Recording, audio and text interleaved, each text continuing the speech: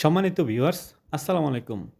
আগেরবার ভিডিওতে আমরা বলেছিলাম আপনারা পরবর্তীতে কোন হাসপাতাল সম্পর্কে জানতে চান সে ব্যাপারে আমাদেরকে বলার জন্য।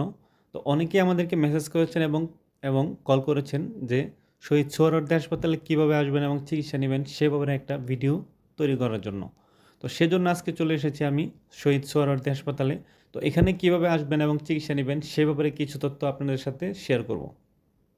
তো ভিডিওটি কন্টিনিউ করুন এবং চ্যানেলটি সাবস্ক্রাইব না করে থাকলে আপনারা চ্যানেলটি সাবস্ক্রাইব করে দিন এবং লাইক, কমেন্ট, শেয়ার করুন।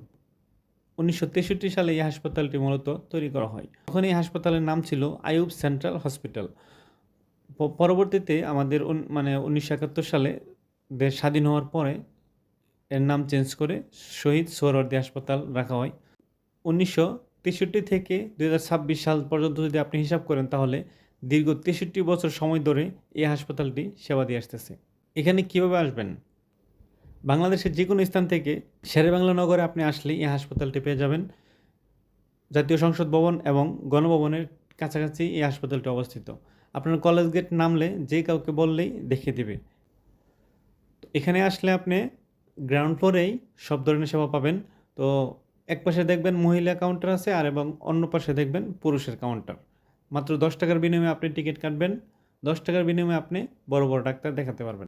আসলে সরকারি হাসপাতালের এটি সবচেয়ে ভালো একটা দিক। আপনি দেখা গেছে এই একই ডাক্তার আপনি যখন প্রাইভেটে দেখান তখন 1000 টাকা থেকে 1200 টাকা পর্যন্ত ভিজিট হয়ে থাকে। অথচ সেই ডাক্তারগুলোই আপনি সরকারি হাসপাতালে দেখালে মাত্র 10 টাকার বিনিময়ে দেখাতে পারবেন।